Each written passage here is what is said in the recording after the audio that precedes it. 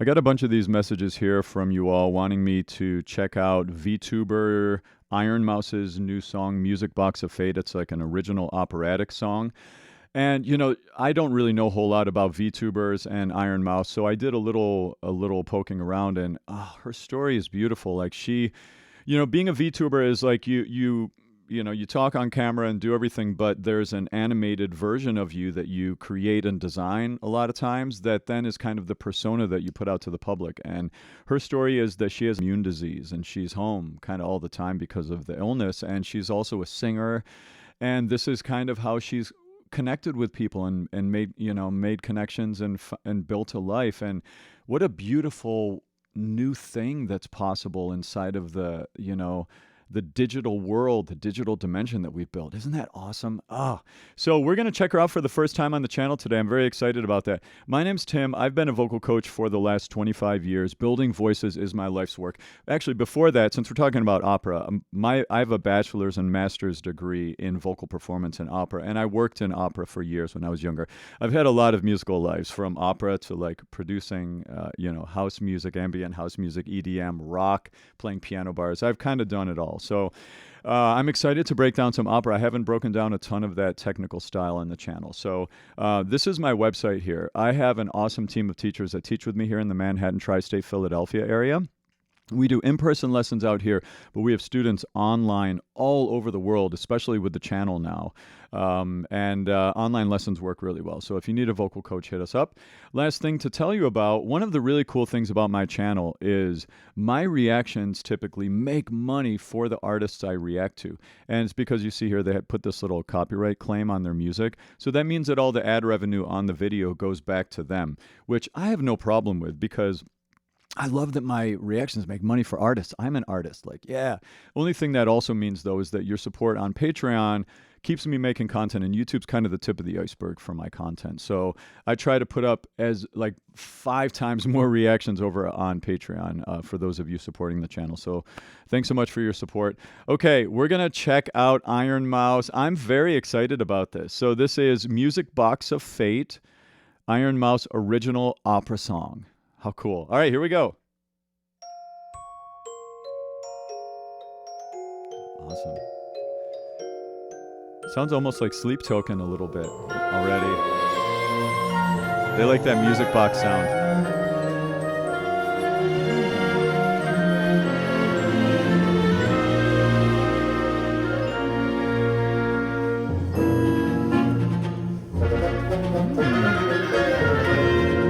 Wow.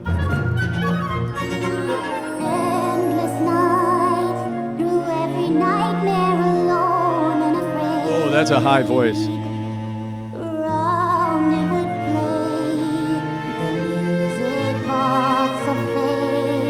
Beautiful.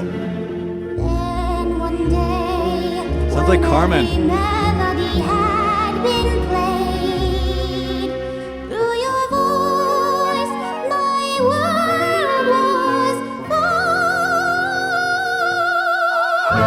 Beautiful.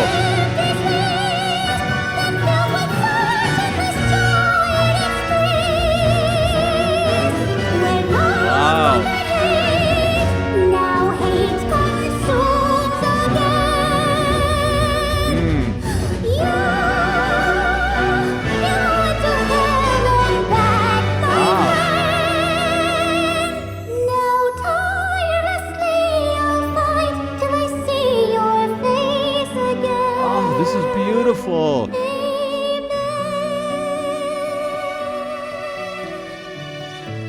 Oh my God, this is beautiful. What is this?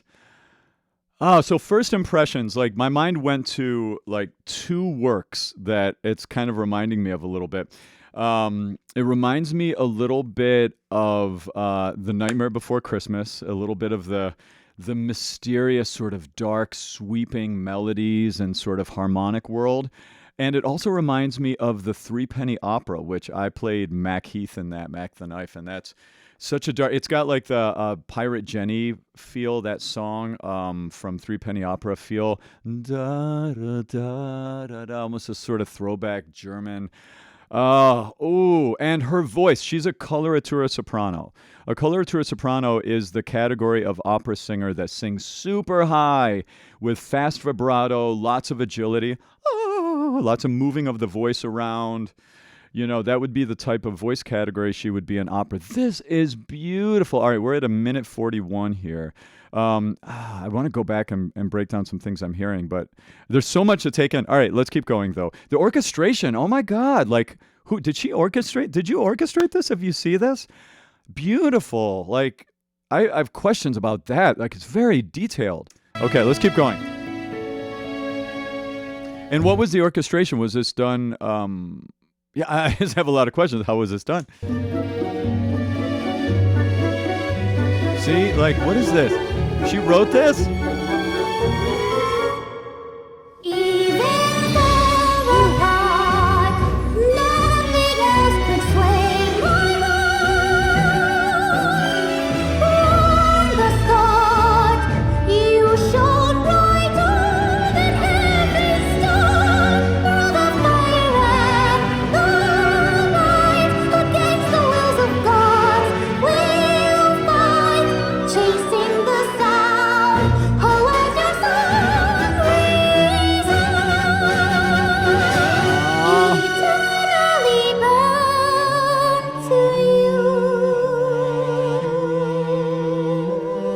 So is this about like being trapped in a music box or something? Oh, what a concept! Kind of like a genie or something. Like,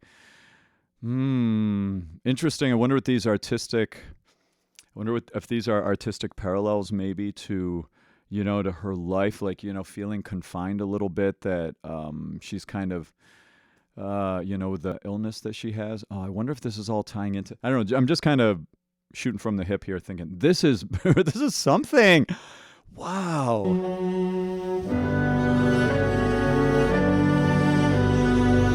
That's it? No.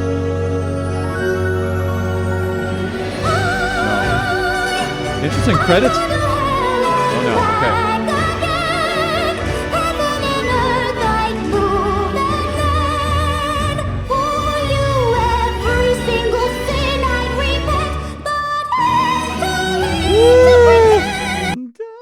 Hold on. Where were we there? She popped up to a B right there. Ooh. Wow, that was good. Hold on, let's go back and hear that again. So that range right there of the voice, that's called square mouth position when you get up that high. The registers of the voice, it's a real thing. You talk about it in every style of singing, but especially opera, because you're traveling through so many pitch ranges when you sing opera. You're low and then crazy high. Registers of the voice are like departments of the voice where the voice is functioning kind of in that pitch range similar to the notes above it slightly and below it slightly. It's like your voice goes through stages where when you're in this range of notes, it kind of feels a certain way to the singer. And then once you pop up to this range of notes, there's a different sensation to the voice that you feel. Like things like you feel your voice really forward and then when you go to a certain pitch range, you feel it sensationally, like the user experience of singing. You feel it kind of flip up and back and over into like another department or another resonance chamber in your head. And that's registers. Registers are just the overall feeling changes you have combined with differences of vocal function throughout the range of your voice. And she popped up into that range that I call square mouth position, where it's like, you have to make like, open, get the tongue away from the roof of the mouth, bring the corners of the mouth out like a square. Kind of, I mean, your mouth doesn't make a square, but that's the idea. Oh, she's got wonderful vocal technique, and the song is beautiful. There's a lot to break down here. See? That's square mouth.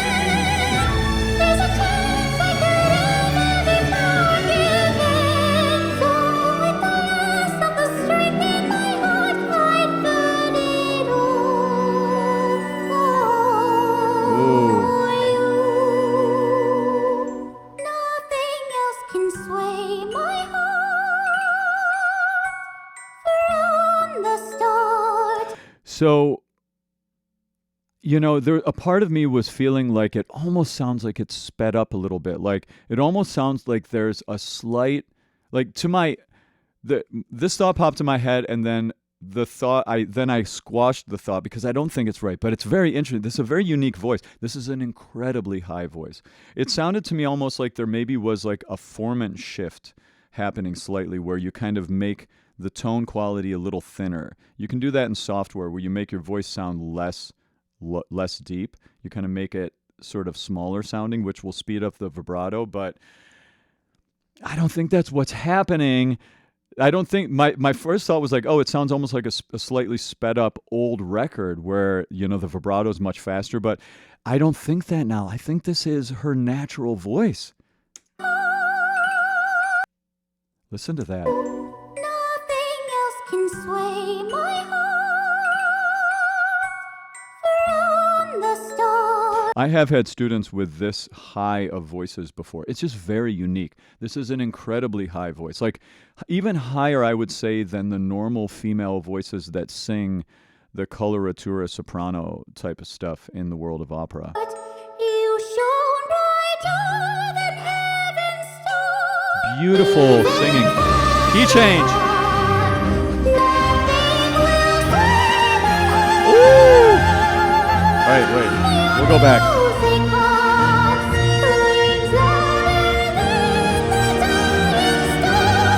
Oh.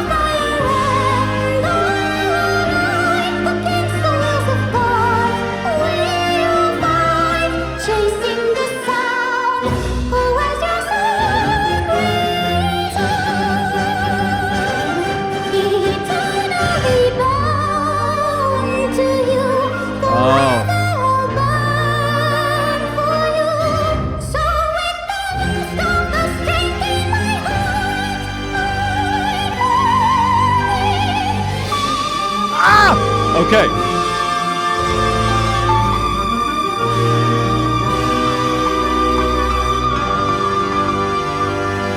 That was a D.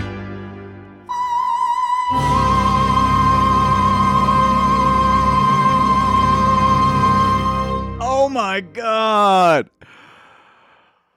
Wow. Okay. Yeah. Oh my, it's so fun. I haven't broken down much opera on this channel. I really want to. This is really lovely. So she was up on the... Was that an E? Maybe that was an E flat. Hold on. No, it was a D. Yes, we're kind of like C minor here at the end. Oh my God, what a beautiful voice and song. This is like a metaphysical journey, this song here, where, it does feel like there's like a triumphant message by the end, going from a feeling of angst and almost confinement to like triumphant sort of hyperbolic grandeur. I mean, this is really beautiful. So, okay. What are some things to talk about with her singing? I mean, there's so much I could talk. God, I kind of want to watch it again. Do I have time? Let me see. Yeah, okay. Let's go back and play with a little bit of this here and just listen to and just kind of skip around and talk about the song a little bit. Beautiful, really beautiful. And again, this opening, reminded me a little bit of Sleep Token. What is it, Damocles? I feel like they've had a couple songs that start with like a music box type of a sound. Like it's amazing how music boxes almost have an eerie sound just automatically these days with how much they've been used in like horror movies and things like that, But it's such a beautiful opening. So this is like, this orchestrating, was this digitally orchestrated? Oh, okay, here we go. Original score by Starlight Darrell. Who's Starlight Darrell?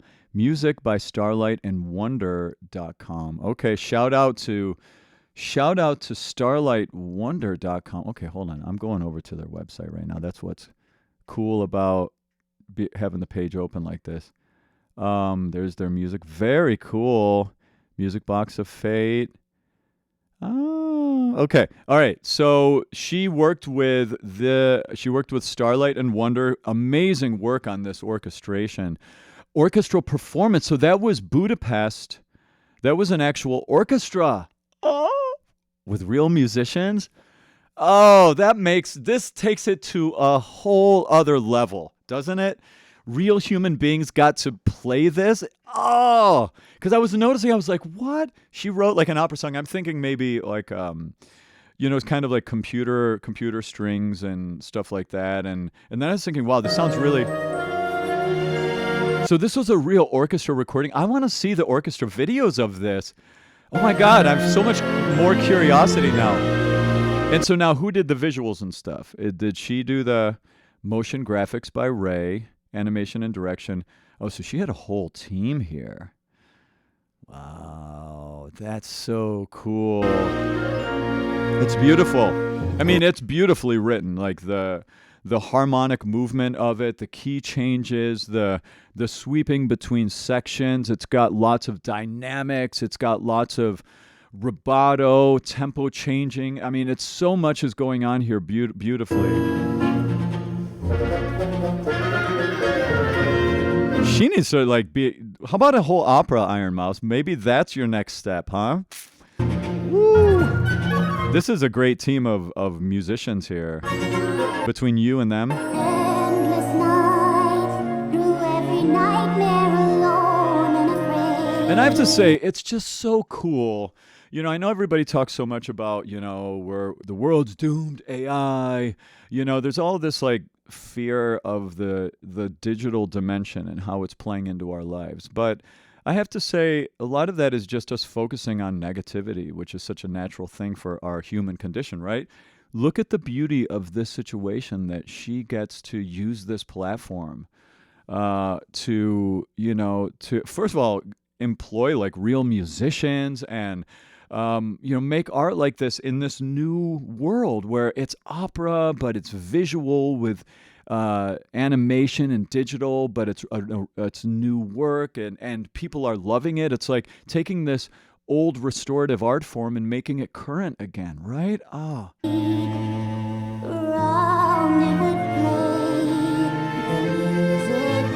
So this part right here, if we're talking about opera, this part's not as much opera. This is more almost like the way Edith Piaf sang, it's got a very da da da da da. See, opera singers, like true opera, like opera from an opera,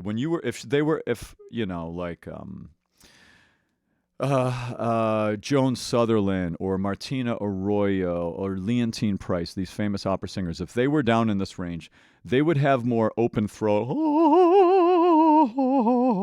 type of a vocal technique as they're singing down here. She doesn't have as much internal throat space on these low notes here.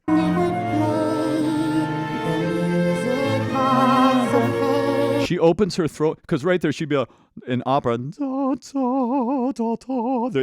They're always working on lifting the soft palate and lowering the larynx in opera. So there's always a lot more internal back throat space, and she has it when she goes out. It gets operatic. It's obviously operatic over here because your throat has to open to the right amount as you get up into those operatic high notes. But down here, it's a little more like almost not quite operatic, but with the amount of vibrato that an opera singer has.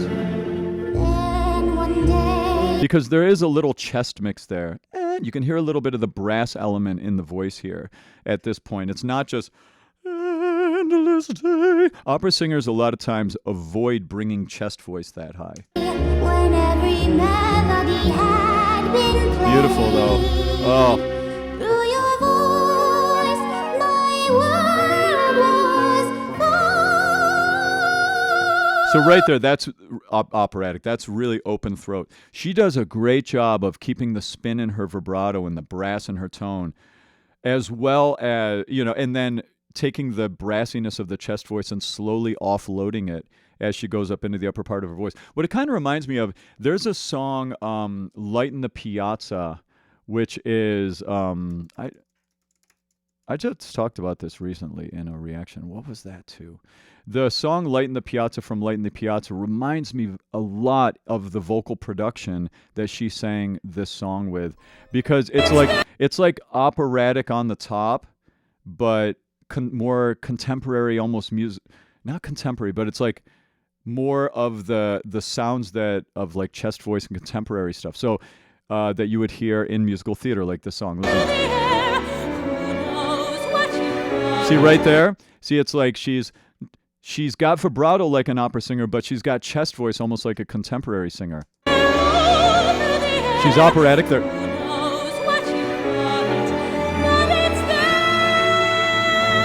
See, that's not quite operatic. I mean, it's not quite like pure opera. It's operatic, but it's not quite pure opera because there's a little bit of an elevation of the larynx. There's straight tone. There's a little bit of brass in the tone. Pure opera would be, it is the, like, oh, like pure head. Hear the straight tone?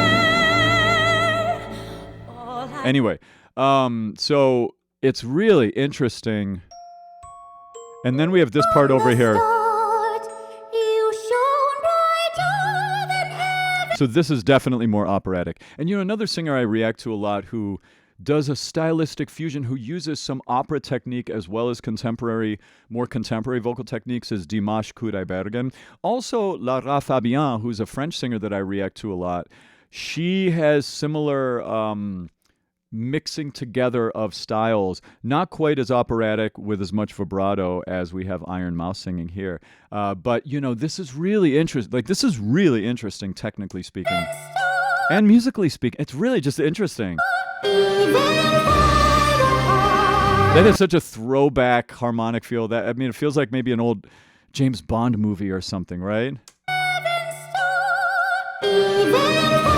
Yeah.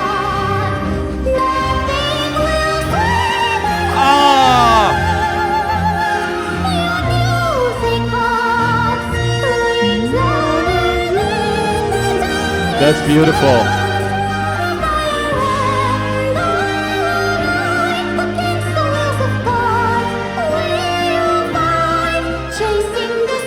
Yeah, this is the triumphant.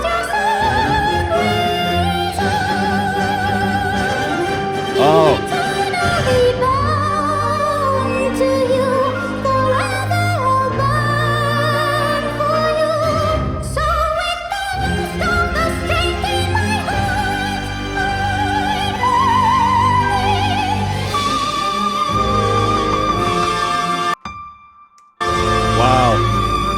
That's a D.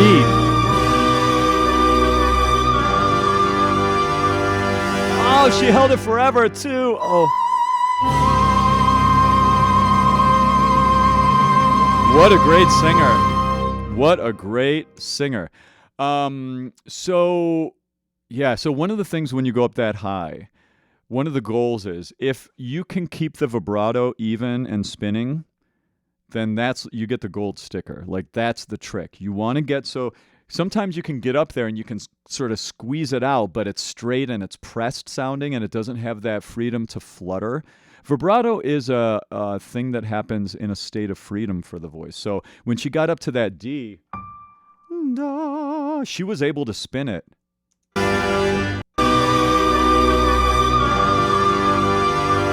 Good for you. Ah! Okay, that was fun. And I was thinking, like, I'm already at 23 minutes on this reaction.